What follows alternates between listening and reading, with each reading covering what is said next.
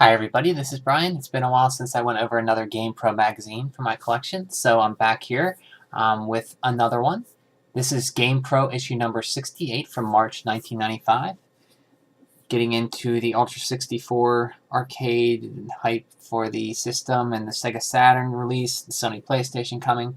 So as you see on here, speaking of the Ultra 64 or N64, we have Killer Instinct for the Ultra 64 and home systems in BA Jam Tournament Edition. Pitfall, Iron Soldier, Syndicate, Wario Blast, and more.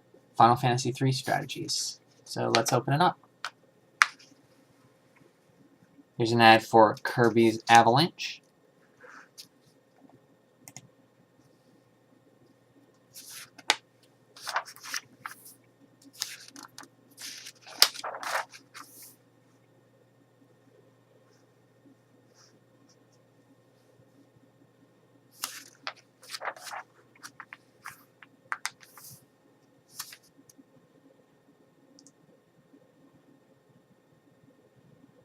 Weapon Lord, Strategy Guide, and Review, Part 2.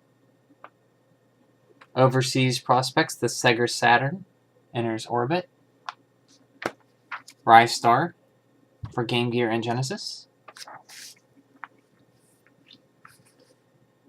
For reviews for the Genesis, Death and Return of Superman, the Itchy and Scratchy Game, Stone Protectors, Sega CD, Pitfall the Myron Adventure, Slam City with Scottie Pippen, Cadillacs and Dinosaurs, which I'd like to play sometime, 32X CD, Corpse Killer, 32X, Afterburner, Super NES, Jurassic Park 2, The Chaos Continues, Looney Tunes B-Ball, The Flintstones, Time Cop, Uniracers, Top Gear 3000, Tin Star for the Super Scope, I believe, Neo Geo, Z-Blade, and 3DO, we have Shadow War of Succession, Family Feud, The Lost Files of Sherlock Holmes, World Player's Realm, No Fantasy 2 Part 3 of the Final Fantasy III Strategy Guide, Ogre Battle for SNES, Brandish for the Genesis, Future Fantasies, The Black Gate Super Nintendo, Rise of the Phoenix Super Nintendo, Seal of the Pharaoh 3DO, Super Game Boy, we have Wario Blast, Desert Strike, Return of the Golf. Game Boy, we have Itchy and Scratchy in Miniature Golf Madness. Game Gear, Rise Star, and Legend of Illusion starring Mickey Mouse. Those are just some of the highlights. Here's an ad for the Sega channel. Here's a reader question about how they rate games. Here's the ESRB, the old symbols for them. And here's 3DO had their own symbol system, I think. It looks like they had it here. I don't recall that. Yeah, the 3DO has chosen to provide its own rating system.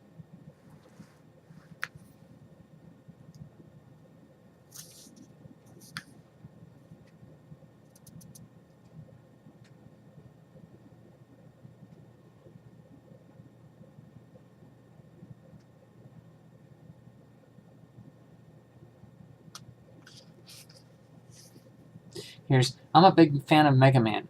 What were the ratings for the first Game Boy Mega Man game?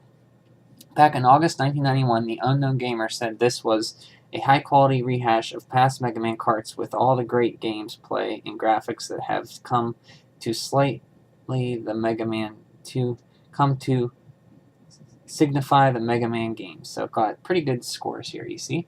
Got 5.0 for graphics, 4.0 for sound, 5.0 for control, and 4.0 for fun factor. Sega CDX, unit console that played Genesis and Sega CD and 32X games, I believe.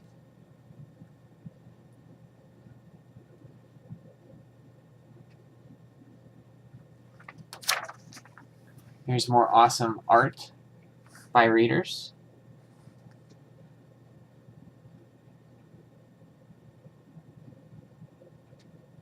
Final Fantasy III, awesome.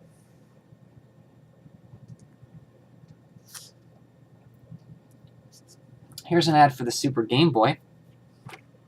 Really great way to play Game Boy games, and there was like Wario Blast, and some games actually took advantage with extra borders around the screen and stuff like that, extra features.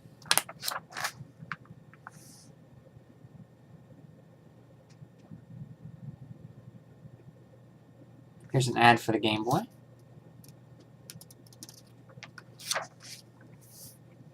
Oh, 4-page ad. And an ad for the Super Game Boy. Save $5 on the Super Game Boy. Expires December 31st, 1995.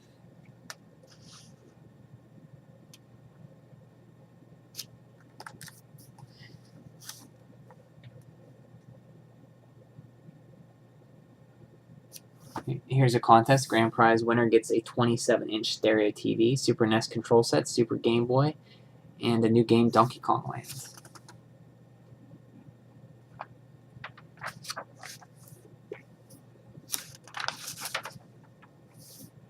Here's an ad for the Gold Star 3DO. As those who don't know, 3DO was actually EA's founder, Trip Hawkins, actually subbed out the specs for the hardware. And Gold Star and Panasonic were the two main ones that actually made the consoles.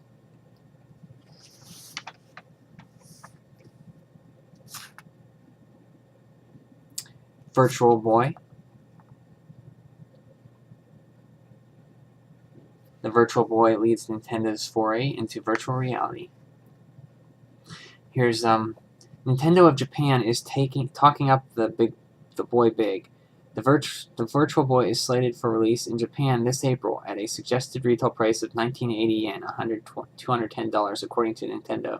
3 cartridges-based games will be available at launch, followed by 2 or 3 titles each month. At press time, Nintendo projected the Virtual Boy in Japan will reach 3 million hardware units and 14 million software units by March 1995. That's a man-sized task for this little boy. Ad for Descent for the 3DO. Ultra 64 and Nintendo 64 Killer Instinct.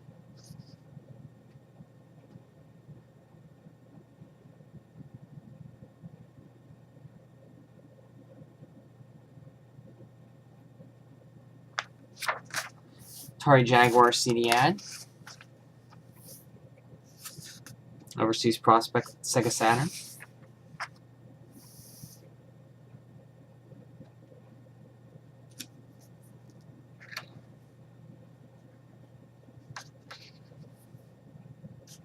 Around this time was a very interesting era in video games. You were moving out of 16-bit into this new 3D era, which everybody was experimenting and making cool things with.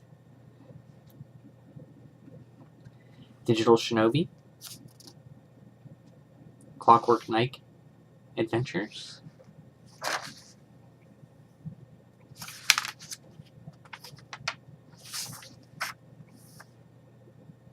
And here's, we talked about Sega's next generation and those years. Here's the Sony PlayStation. Sony was the new guy to come in. The Sony PlayStation plays for keeps.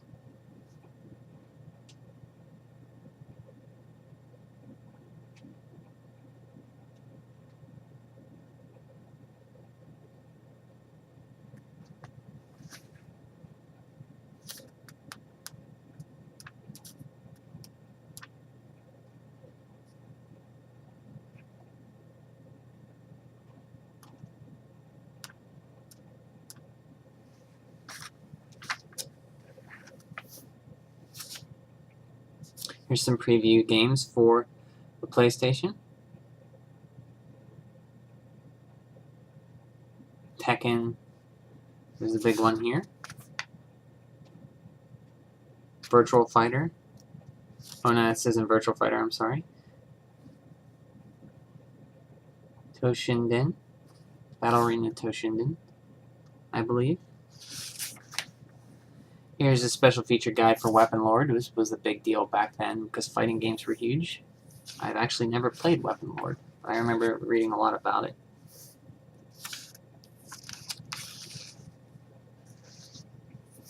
Game guides. Got one for Brain Lord. Genesis Power Player's Guide 1995 edition. Luffy and the Fortress of Doom Official Player's Guide.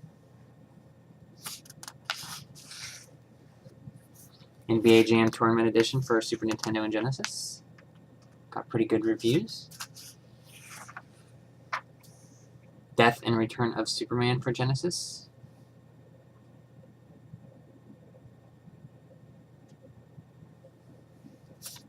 X-Men 2 Clone Wars. Itchy and Scratchy Game. Stone Protectors. Pitfall the Mayan Adventure. Mortal Kombat 2 for 32X. Scottie Pippen, Slam City with Scottie Pippen. Tip Hotline for GamePro. Radical Rex. Nova Storm. Coupon for NBA Jam Tournament Edition. No, it's a sweepstakes, I'm sorry.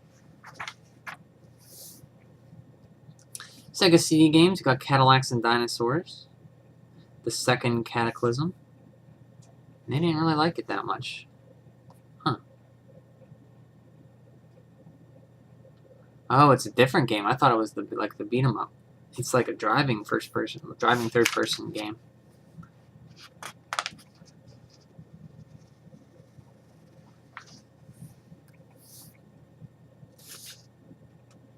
Phantasy Star 4. One of the bigger Genesis RPGs out there. Pretty cool ad. Brandish for the Super Nintendo.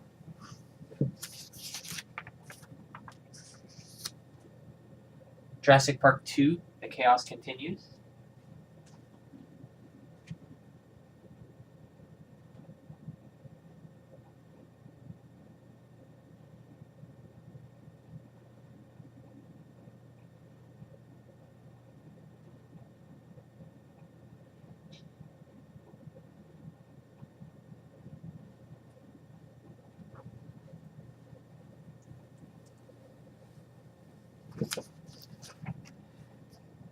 I don't know much about this game. I did see it at a game store for $6. I might pick it up.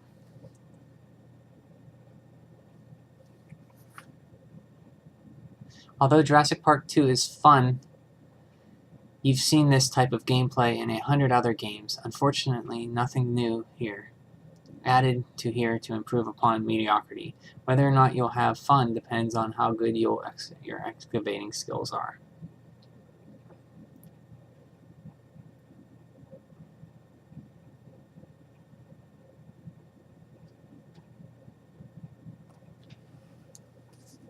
I actually have this game. I got it back. Might and Magic 3, Isles of Terra. I had a friend who had Might and Magic on the PC for Windows 95, and I was amazed by it. This game, I could never figure out how to play it. I'd always start a party, but I'd get lost and die real easily.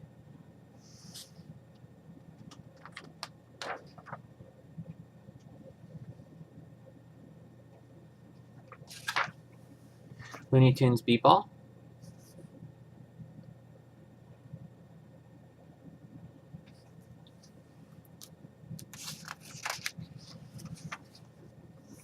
Time Cop. Based on the Jean-Claude Van Damme movie.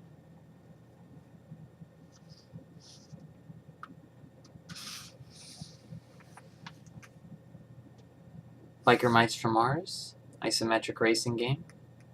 Home Improvement.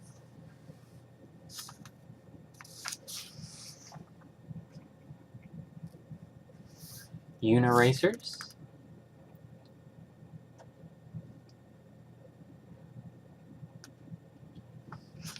Brain Dead 13.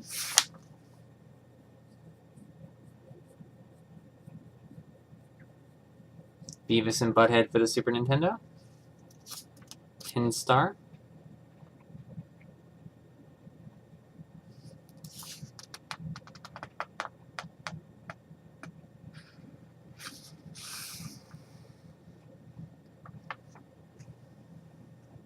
Z-Blade for the Neo Geo.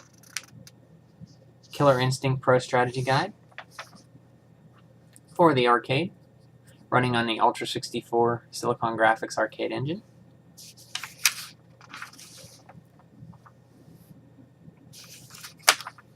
$15 rebate on Pitfall: The Mayan Adventure. This is a interesting strategy guide here they have too. It's on a poster. There's also a strategy guide in here if you see. Very cool. Genesis, Sega CD, and Super Nintendo.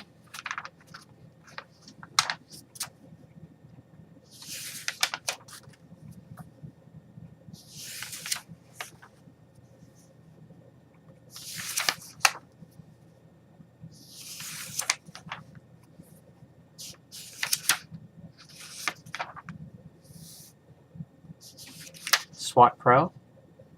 Here's a cool spot for the Super Nintendo. Right there.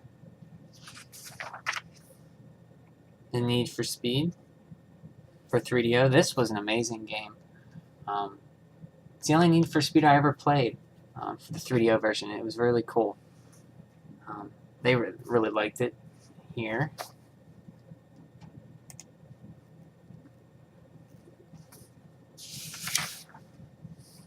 Rebel Assault for the 3DO.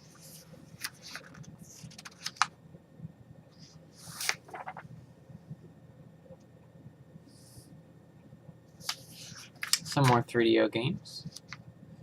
See the early 3D look of these games, typical for the time. Of this game here, Shockwave Operation Jumpgate. I don't remember that.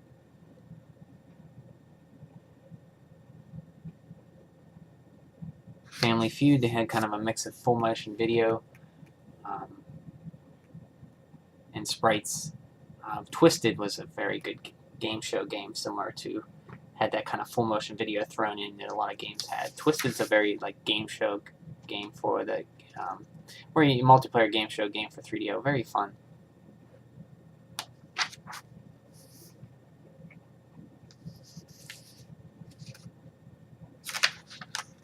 Iron Soldier for the Jaguar.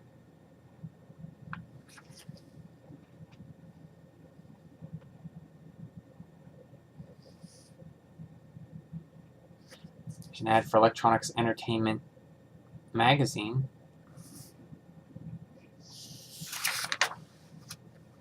You can order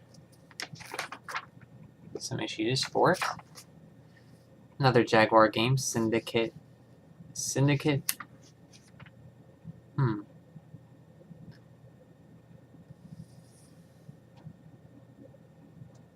Yeah, Syndicate.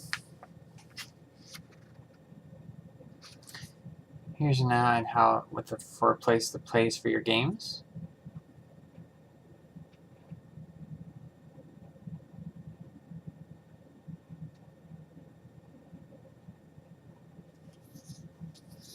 Seems kind of weird. You call them and you read them their games, they'll give you a price. There's a disclosure down there. I don't know if it even seems shady as a kid to me. Final Fantasy III Player's Guide. This was kind of cool. I had a friend who had it.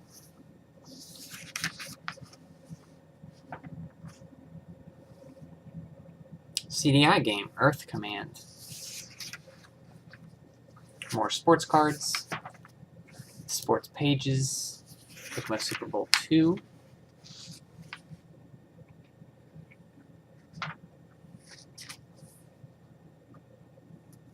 There's an ad for shoes with a mantis on it because the shoes are called Mantis.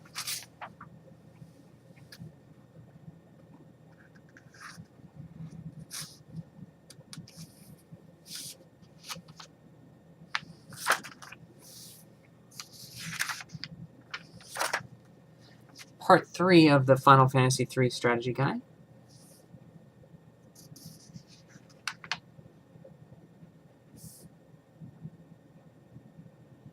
Ah, yeah, I remember. You get to find Go-Go, you get sucked in by the Zone Ender, and inside you found them in there. It's kind of weird. I remember, didn't find it. I remember reading it out of here. That's how you got him. I would have never thought to have done that. And he was one of the, I think the last character you got in this game. This game had a lot of characters. And the artwork's kind of cool. See Gal. Doomgaze. Baron, leader of the Returners. I think that's Edgar. I'm not sure though.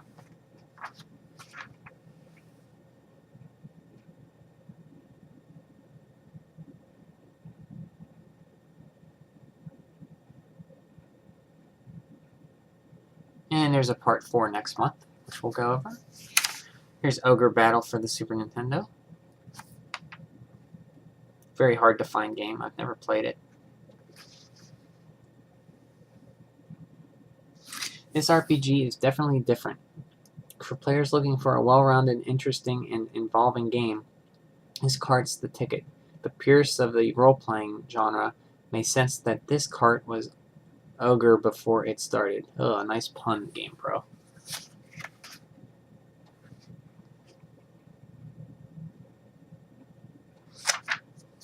Brandish for the Genesis.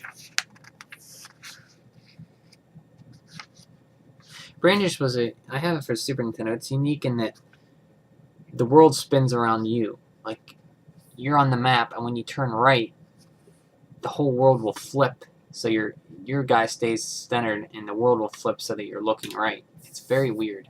It takes a while to get used to.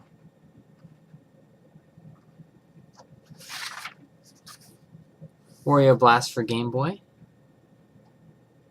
It's like Bomberman, I believe. And you can see here they have, you can see up here they have a little symbol. It's like for Super Game Boy compatible.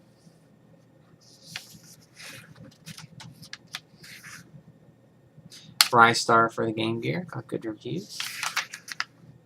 Legend of Illusion starring Mickey Mouse, got decent reviews. Ooh, the Itchy and Scratchy game. Ouch, sound is 1.5. The guy's sleeping. You can see down there.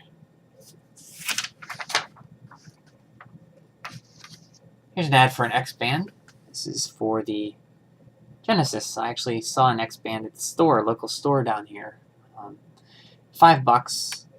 But I didn't want to pick it up because it's basically useless now. You can't really, unless there's a community out there that allows you to go on. But it's kind of an interesting thing. If somebody knows about X-Band, if you can get online, if people set it up, I'd like to pick that up and try it.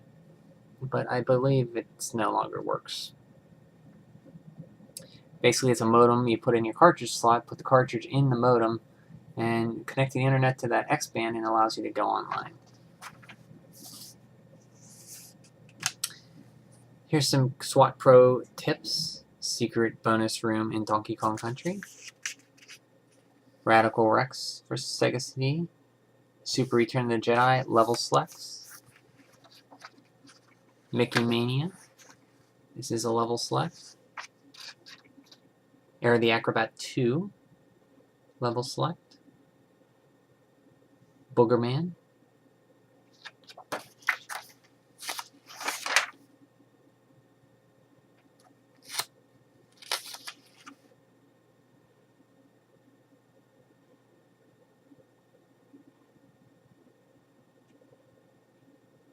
Game Boy Game Genie codes. They used to post Game Genie codes here. Kind of cool for game enhancers. Fighter's Edge strategy.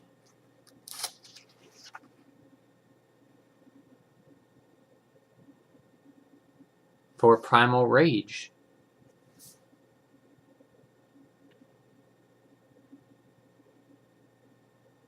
And these button combinations. Tap 1, 2, 3, 4, left, left, left, down, right. Oh. How you'd find these out without a strategy guide of some sort.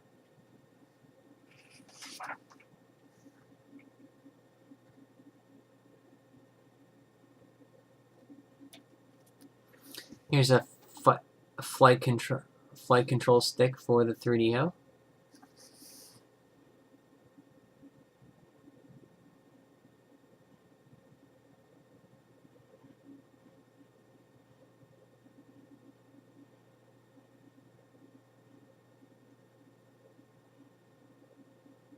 Here's Gear Up for the system.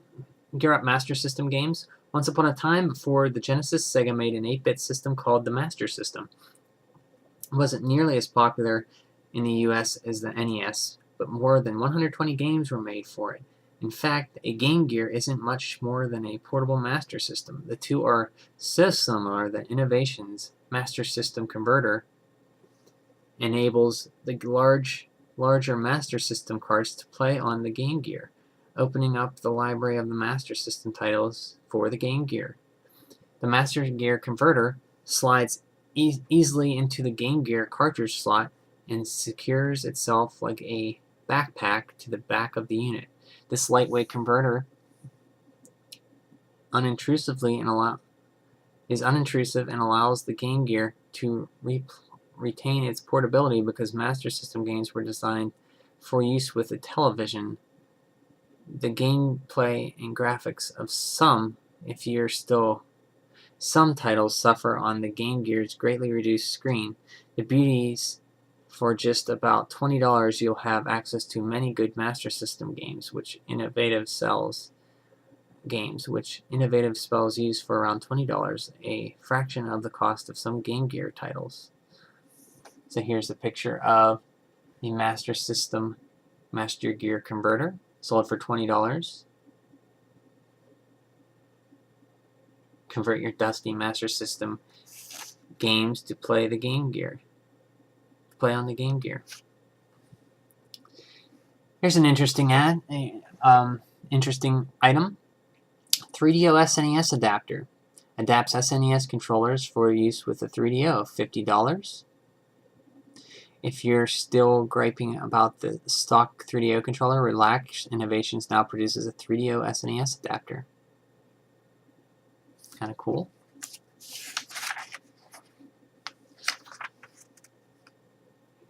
Buyers beware.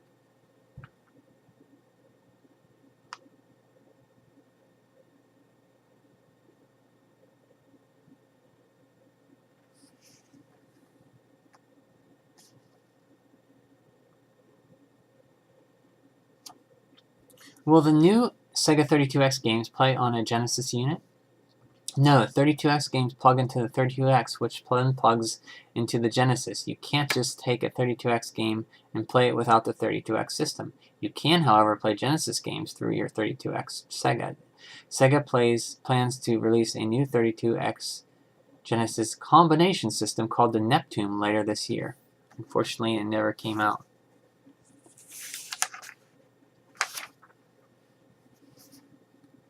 Virtual Boy. Despite the lack of a real Ultra 64 Saturn or Plastation presence this year, at this year's Consumer Electronics Show in Las Vegas dealt gamers plenty of aces. So this was from the CES show. You have the Virtual Boy. Other intriguing demos include a Mario Warrior platform game and a slick auto racer. Nintendo states, however, that it hadn't decided if they would be developed into Virtual Boy games. Whatever you think about the new Nintendo Red Monochrome Portable, the Tetra Boxer and Space Pinball demos wowed them at the Consumer Electronics Show. Untitled games in development included two shooters. The T&E software game. The T&E soft game was a behind the spacecraft wire model Wing War. The other, by Hudson Soft, was a classic overhead view space shooter, except that your ship and your attackers could drop underneath and in between the scenery. Other intriguing demos included a Mario Warrior platform game and a slick auto racer. Nintendo stated, however, that decided if they would be developed into Virtual Boy games. Star Fox 2 never did come out. Star Fox 2 looks even better than the original. Yes, you can fly in any direction. You aren't locked into a straight path flight like you were in the first game. Your craft also morphs into several forms as you battle both on a planet's surface and in space. Another hot new addition, unlike its predecessors, this game includes a strategy element. You must defeat the home world defend the home world against invasion, and you can choose which squadrons of enemy fighters or missiles to engage. While the main game is still one player, there's now a two-player split-screen dual mode. Looks kind of cool. From what I understand, this game was basically finished. They just never released it because the Nintendo 64 was so close, and they didn't want to release it so close to that launch. Eternal Champions, Secret of Evermore, very great game. One of the last games I got for the Super Nintendo, along with Yoshi's Island, I believe came out around this time.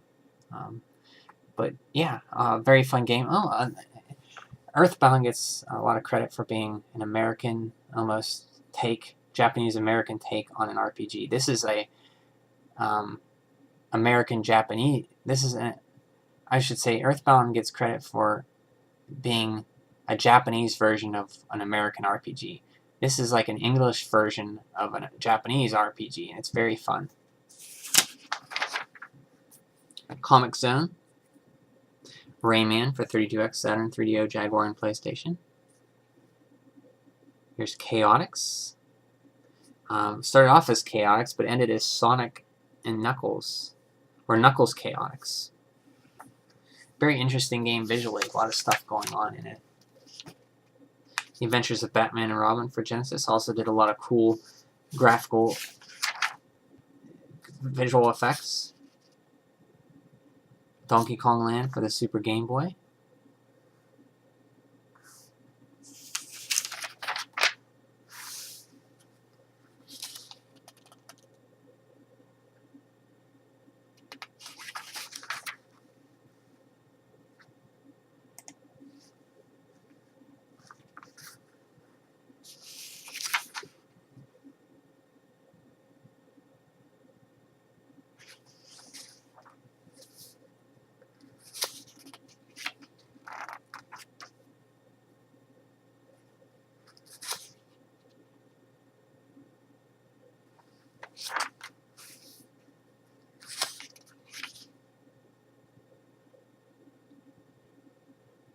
GamePro's 1995 Reader's Choice Awards voting. You call in your votes.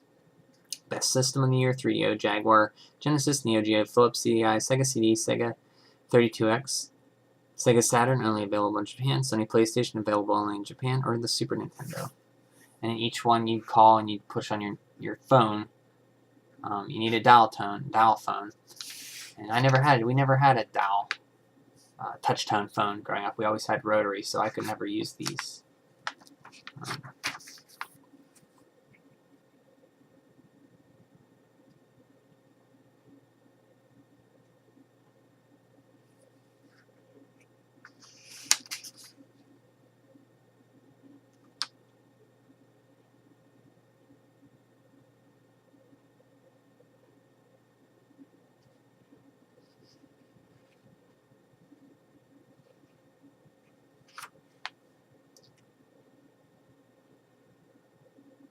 The December 26th issue of Time magazine listed its prestigious Best of 1994 award winners in several categories. In the category Best Products, only one video game made the top 10 list. Coming in at number 2, right behind the Chrysler Neon, was Donkey Kong Country. Donkey Kong Country made it to the Times Best of 1994 list. Wow, that just shows how big of a deal that game was. Nobody saw anything like that. was kind of propped up as the Super Nintendo. You didn't need to get next CD-based system, because look what the Super Nintendo can do, and it did look very stunning.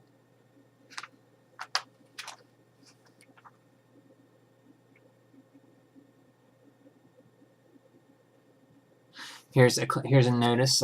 Acclaim Entertainment expands with the acquisition of Iguana Entertainment. This would follow through in the Nintendo 64 era. Acclaim Iguana did the Turok series, which I really like.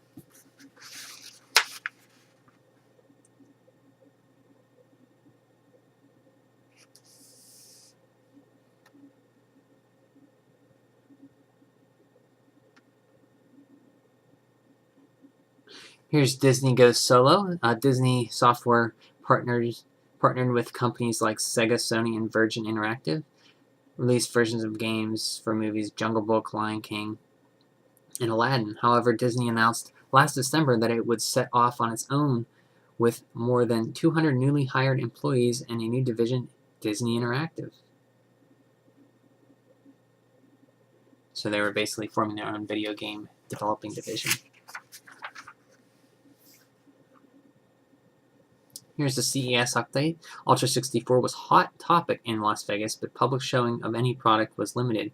What was available to view included Killer Instinct, Nintendo's hot arcade machine, and videotapes that revealed how Nintendo's expected Ultra 64 surpassed its competitors, although Nintendo's marketing VP Peter Main insisted that the Ultra 64 will hit store shelves this year. Rumors of a delay were rampant. Main also officially announced that the Die-Hard NES platform has retired. Don't be misled. If you hear about Nintendo's new Game Boy Color, it's not a color screen portable, but rather a series of Game Boy units with colored cases. I'm sorry, not the Game Boy Color, Color Game Boy. They come in red, yellow, green, black, and clear. Model that will undoubtedly be popular. Expect them to hit the store soon at around $55. In software news, Rare has signed on with Nintendo to convert the first in a series of James Bond films to Nintendo's hardware, GoldenEye 007. Rare was a company responsible for programming Donkey Kong Country, which has sold more than 6 million copies to date, according to 6 million copies to date. Actor Pierce Brosnan will appear in the game, which will be based on GoldenEye, Brosnan's first Bond film. No release date has been set for the game. Sega of America's president Tom Kalinske announced to a rapt CES audience that the Saturn is set for a U.S. release this year at a price greater than $300 but less than $500. He showed off the Saturn's American look, a jet black replica of the silver Japanese Saturn with a slick new logo.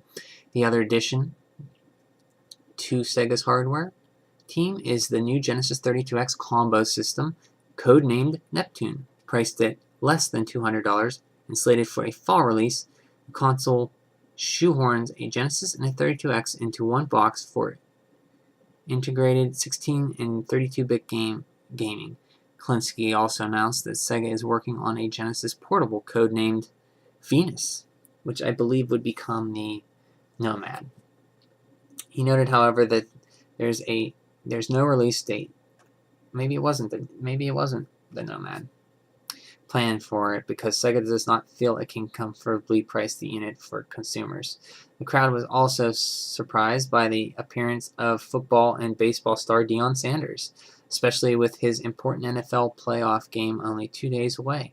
Sanders has signed a multi-year deal with Sega that makes him the official spokesman of the Sega Sports Series and gives him top billing in a line of NFL games that will be coming out in the fall. After Jerry Rice's contract went up, they felt he was getting old, so they signed Deion Sanders. And from what I understand, he was hard to work with. I read that in a Console Wars book. They cover this area.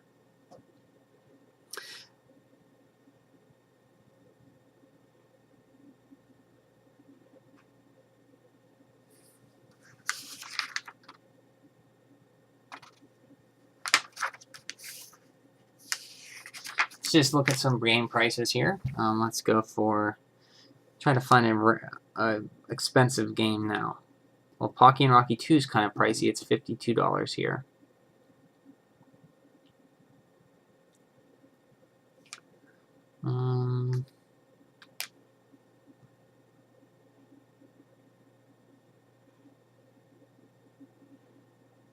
That's the one that jumps out at me. But yeah, here's some prices of games here. Used to look and just see games I never knew about.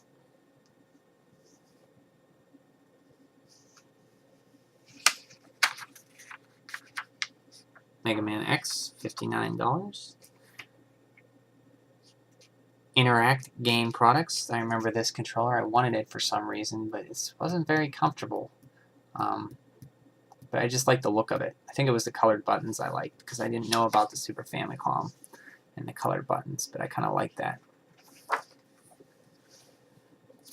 And that's it, guys. That's GamePro Magazine for March 1995. So it was a while since my last update. I hope this wasn't too long, so I hope everybody has a great week coming up, and I hope everyone's doing great. And I'll see you again for GamePro issue number 69. This will be April 1995. Take care.